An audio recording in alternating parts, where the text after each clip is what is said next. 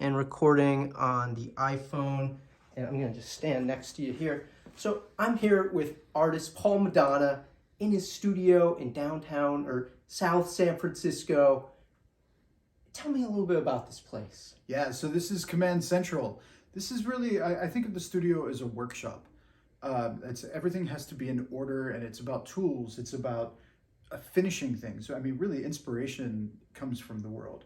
Like, I like to draw on site. I like to travel. I like to go out and get my stories. I mean, that's where the title All Over Coffee came from, which was I loved working in cafes just because I could draw from life. I could listen to people. I could overhear things.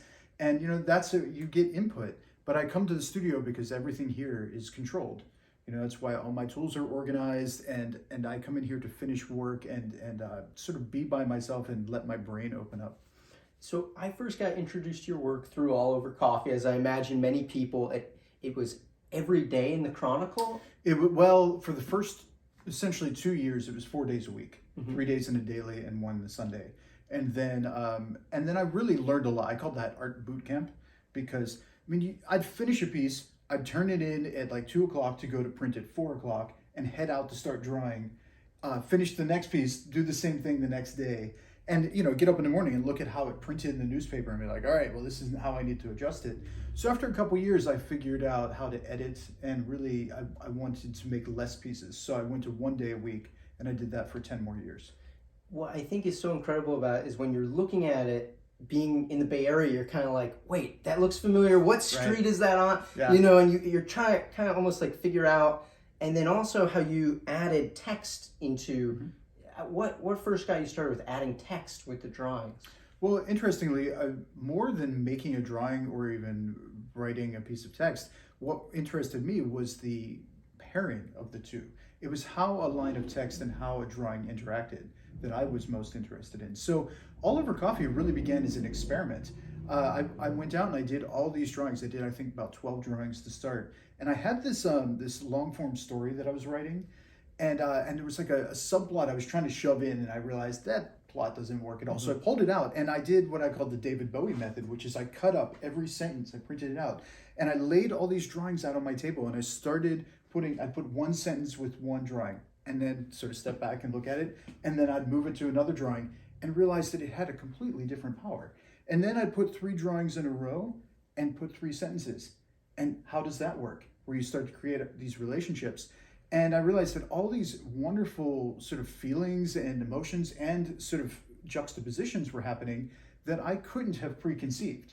And this idea that you could let creativity happen was super exciting to me. And so it just allowed me to sort of run, to draw things that I thought were beautiful, write things that I thought were interesting, and see what happened when I put them together. So it's funny, I'm interviewing you now because I actually am quitting coffee. I quit coffee this week. And so it's weird. I'm going in the coffee shop and I'm only ordering 1 coffee for my wife. And they're like, what? No 2 coffees? Like, what's going on here? That's some resilience. Yeah. I'm curious to know, you mentioned as I was coming in here, you're getting All Over Coffee 3. All Over Coffee 3. I'm literally composing. Yeah, you can grab that. I'm literally building the book right now. So cool. Yeah. So for those who are curious, this is how the donut is made. This is how the donut is made. It's, I'm just printing out pieces, taping them together. This is the second iteration. The first is, you can see over there, it's just pages, individual pages printed out, which just have sticky notes all over them and have bundled in a different way. And I've been composing this book for probably 2 months. So, not every day, but I'll come in and I'll go through it and then move pieces around. So now I'm actually taping them together to make a mock-up because we go to print in December on this book. But I finished this work 6 years ago. Yeah. So what's interesting is I've written 3 books since then. And so I've taken this work sort of off the shelf and I'm diving back into it. And what's really amazing is to reflect on it and sort of, I have such a new eye that I couldn't have had 6 years ago. So I brought your book with you. Oh yeah, so you brought the second All Over Coffee book. Well, I brought and my latest novel. Yeah, so that's the second All Over Coffee. So Everything is its own reward. Such a good title. Thank you. Can you sign this for me? Yeah, of course, of course. I mean, That's part of the reason I came on out here. camera. If I said no, I know that's how you get people to sign things. You say, Yes, "Let's do the yeah. interview first, and then." Who knows what else you're going to get? So me I into. am a big fan of yours, though. I did buy 2 of your all over coffee You prints. did. You bought you bought the originals, didn't you? Yeah, Yeah. You yeah. bought. Oh, cool. That's in the frame. So I framed them together to make it one piece. Because they are essentially a diptych. Exactly, yeah. And that's why I was like, oh, I need to get them both. I can't just get one, otherwise I'm going to think the whole rest of my life, where's the other one out there in the world? Yeah, well, I think I wanted to sell them together. That's a really early piece. It was, that might be from the first 6 months of the strip. Definitely within the first year. And it was my first sort of real, like, nighttime-ish. So when I look at it now, I see how simple it is. And I don't cringe. It's more just, what's wonderful is that I can see how far I've come. Simplicity is the ultimate sophistication. Well, that is true. And I think, what I hit on with my drawing style in All Over Coffee was I hit a certain plateau that, and this is going to sound cocky, but that every piece I made was of a certain quality. I was going to say good, but that's, but what I mean is I could play around and still feel pretty confident that there would be something evocative that would come out of the drawing. And I think that allowed me to grow. Like, we hit these moments in our life where we're like, okay, I have a certain skill set now. And everything I do is just building on that skill set. So when I see this, I see sunrise. You said it was more around sunset. Well, it's sunset, yeah, so that's looking west. Okay. Do you know what the cross street is? Oh, well, it's California. I want to say that this is Polk Street here. So I'm standing, like a block or 2 blocks up. I'm pretty sure that's where I'm at. I mean, this is literally 2005. Yeah, no, I'm making you go in a time machine. This is like now. 16 years ago. Yeah, and I'm also, I'm so terrible about like knowing which corner. Yeah. Like, people will come and buy a drawing that I did like a month ago, and I'm like, oh, I have to look it up. I'm like, I can tell you what part of town I was in. So do you know which one this is printed in? Oh, so that is in All Over Coffee 1. That's in the first collection. Nice. Yeah. So that would be like 2005. Very nice. I'm super proud of it. It's like right above my TV. People come in, they're like, oh, where is cool. that? Yeah, I like the way you framed it. Thank you. I also want to talk with you about your novel. Yeah, so that's the latest Emmett Hopper book. Yeah, it's the second book called Come to Light. Super proud of this book. I think that, I was really proud of the first one. Close Enough for the Angels was the first novel with this character, who is he's a fun character. He's an artist and writer. But he's sort of he's both a success and a failure. Like he's witty, but he my joke is it's like my version of Murder, She Wrote, because he keeps finding himself in these situations where there are mysteries. But I think with this book, I really hit on plot in a way that I've really been seeking with Angels, and that I don't know that I did as well in that first book. I think that first book is sort of a hybrid of All Over Coffee and a novel, because it's told in these really short chapters that sort of bounce around to create, like by the end, it all fits together. But it's like All Over Coffee, where I was sort of pairing this and pairing this. With Come to Light, it was a straight up, like, I'm going to write a plot-driven novel. What I think is so interesting about it is it's such a mystery in the beginning where you're like, what's going on? You can tell it's semi-autobiographical in some sense. Which it isn't at all. It's completely fictional. But there are aspects that seem very much like, it's about an artist. Oh, right. Well, I think that's the wonderful part of when they talk about write what you know. Yeah. And sometimes it feels like, oh yeah, it's just a veiled, but it isn't me. He's not me. But the thing is that I realized that I have a real insight. Like, I know things about plein air drawing that most people don't. So it's actually something that I can really give to the character that makes him feel real, and creates a world unlike any author is creating. Because it's like when a doctor writes a book and is a good storyteller, and there are a handful of really good storytelling doctors, and they're able to write about medicine and practicing in a way that nobody else can.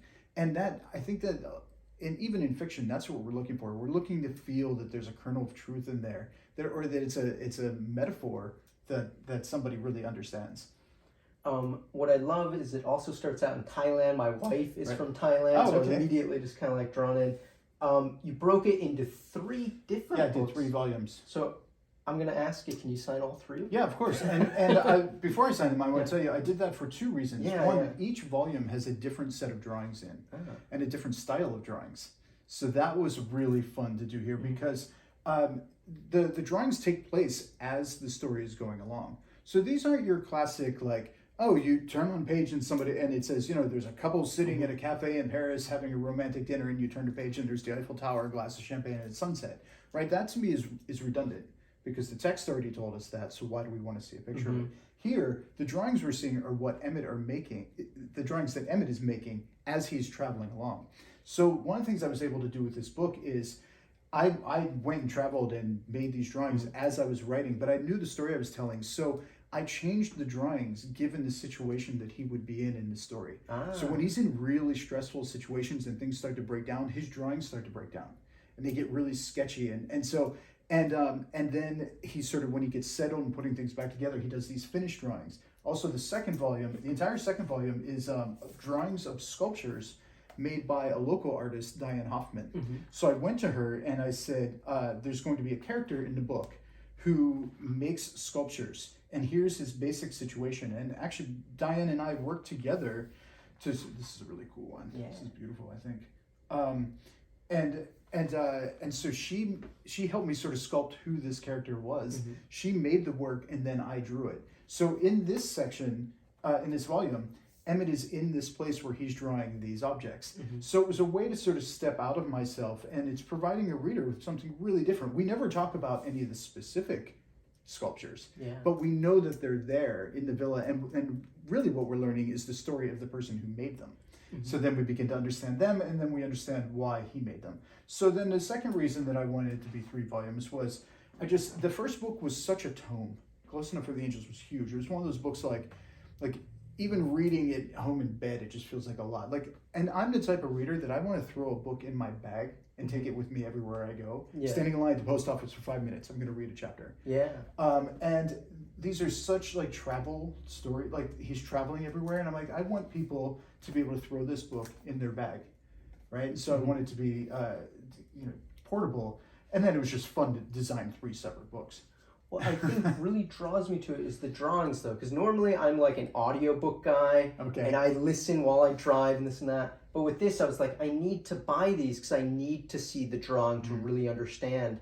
And I'm curious to know whether you will make a full-on graphic novel one day, or if that's something that you think that should be, clearly novelization or. Well, they're completely different animals, I like that you know that there's a difference, and I don't fault people who don't, but I think that it's just genre-wise, people just assume, oh, if there's a picture in the book, then it's a graphic novel. But as you know, graphic novels really come out of being comic books. They're adult comic book, and they're robust and they're amazing storytelling, but it's picture storytelling, which is really different than prose storytelling. I don't know that I have, or I'm just not going in that direction. Who the hell knows? I could end up there. It's not what I'm interested in pursuing at the moment, but you never know. It just seems like a perfect blend. It's, for me, I always think a graphic novel is so cinematic, and all of your drawings are super cinematic. And so I was like, oh, and you could write stories too. So I'm like, it's going to happen eventually. The boot will eventually fall. And I think we'll look back at this video in 10 years. And you'll be like, I knew it. I saw it coming. And you'll switch back from tequila to whiskey. So maybe sober up for a while. Maybe.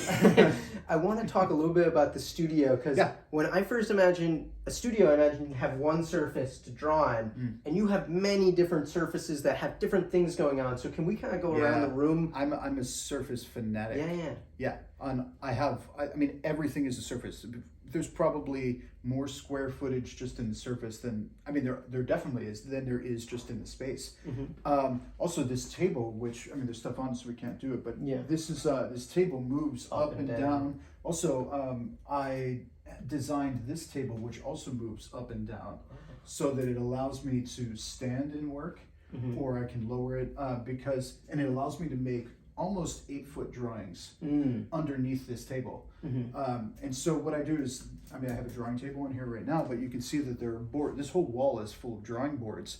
So I stretch my own paper, and then the small ones I'll just work on here, but the larger ones I will mount to this table while I'm working on them. And that allows me to be able to move it up and down, I can put it straight up, get some distance on it and be able to see it.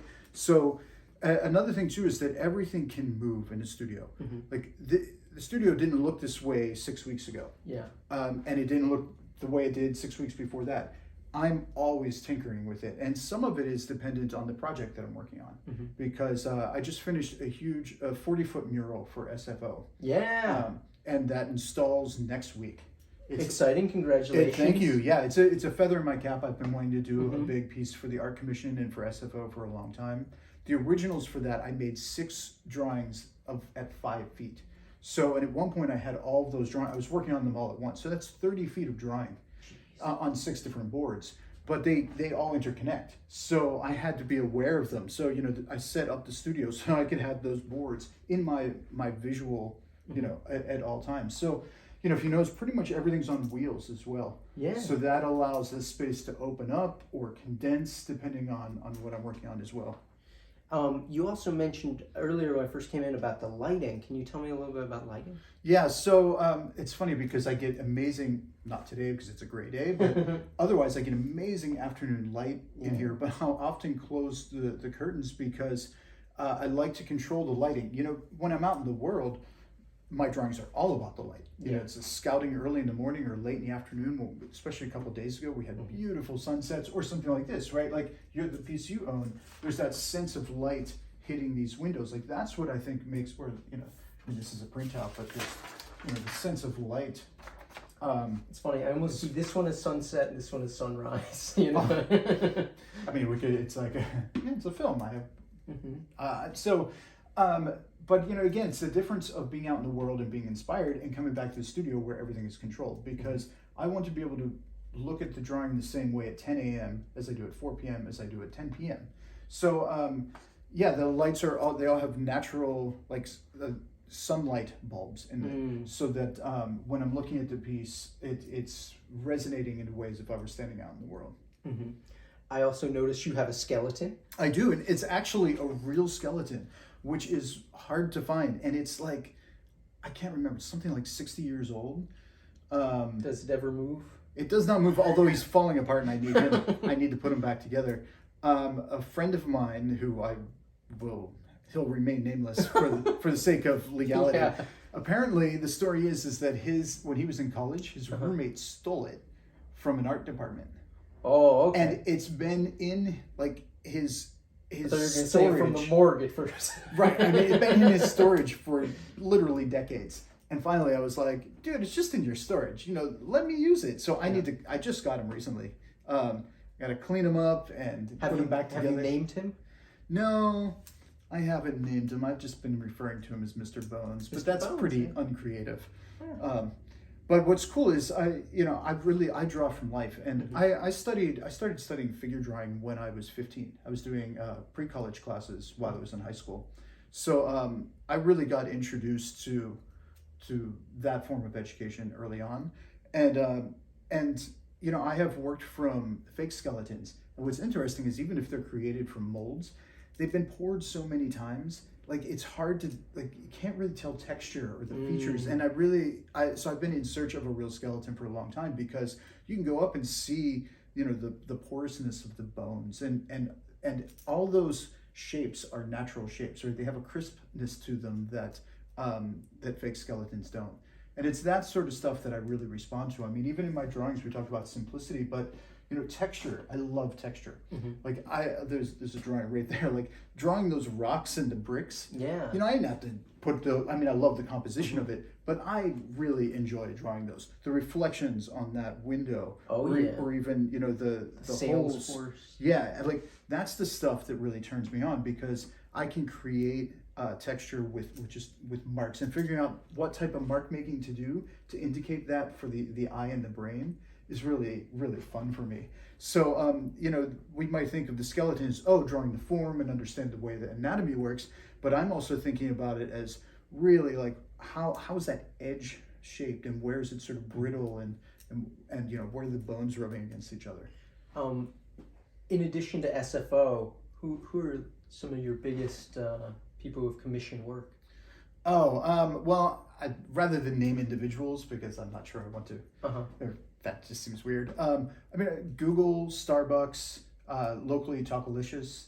Nice. I've done work for every one of their restaurants. I love working with those guys.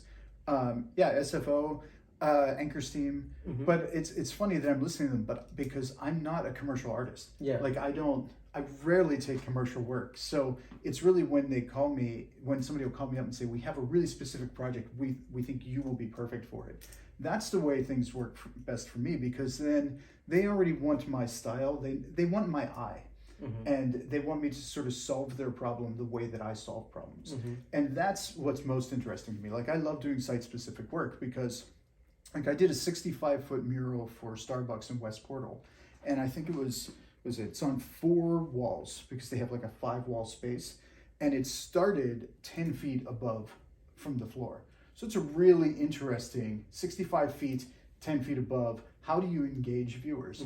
Right? And so to go in and say like, all right, how do I solve this problem? Then immediately I start thinking, that's how I compose. That's how I go out and find the site. Or SFO, where was this space? It was a 5-foot by 40-foot mural that was going to be in a connector hallway, which meant people were going to be moving constantly. So, you know, I did something where it's all in glass. It's in 3 layers. And one of the layers is all text, but it's printed in iridescent ink. So when you're looking at it straight on, you can't see it. But when you're moving and it catches the light, it ignites, kind of like lights turning on and off. And so because people were constantly moving, that means that this thing is going to feel this active, this otherwise stationary thing, and get their attention. So it's those sort of unique site-specific problems that I love to solve. I'm booking my next flight SFO instead of Oakland now. Good. Well, you know, give it a couple weeks, because I think the connector officially opens to the public on the 19th. No, congratulations on that. Thank you. I want to ask one last question. Yeah, please. And that is, what inspires you, or what continues to inspire you after so many pieces of artwork? Yeah, that's a good question. I think I'm, rather than any specific site, or what I'm motivated by is the next sort of combination of things, right? We're solving a problem, right? Like just doing a mural isn't exciting. What's exciting about doing a mural is, it's in that space and I have to solve that problem. And I'm going to work with new materials. So I learned so much, right? And it changed my process, because when I had to fast forward and say, what's it going to look like at the end? Not exactly, right? Like, but meaning, what are my materials? What do I have to do? I have to back up and say, well, step 1 is going to be different. Step 2 is going to be different from anything I've made before. And I get to apply my skills to that. And so that is inspiring to me, because it keeps me fresh and it keeps me awake. I love making books. So, you know, what I'm doing right now, putting these all over coffee pieces together, is, you know, being able to look back and review what I've done and then write essays about it.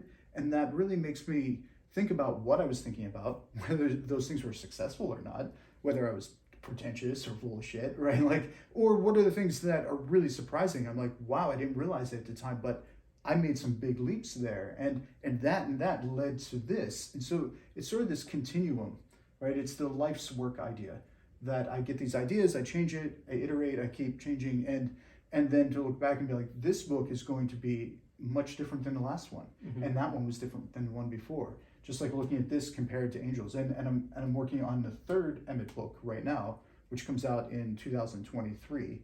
That's called The Commissions. So I'm writing and drawing that right now as well. 2 years later. Yeah, well, the book world is slow. So, you know, like, we're sending All Over Coffee 3 to print, in a month, and it will come out summer of next year. So, you know, with the book business, there's a long delay. So what keeps me inspired is sort of, you know, doing the next project a little differently, and kind of surprising myself and challenging myself. Very cool. Thank you so much for your time. My pleasure. Thank you. Check out paulmadonna.com. You can buy originals there. You can buy prints. You can buy books. And you can check out all the work. Yeah. Thank you all for watching. Hit that like button. Hit that subscribe button. Hit that notification button. Write some comments and questions below. We'll see you in the next video. And send me an email. Send them an email. Peace. Bye. 24.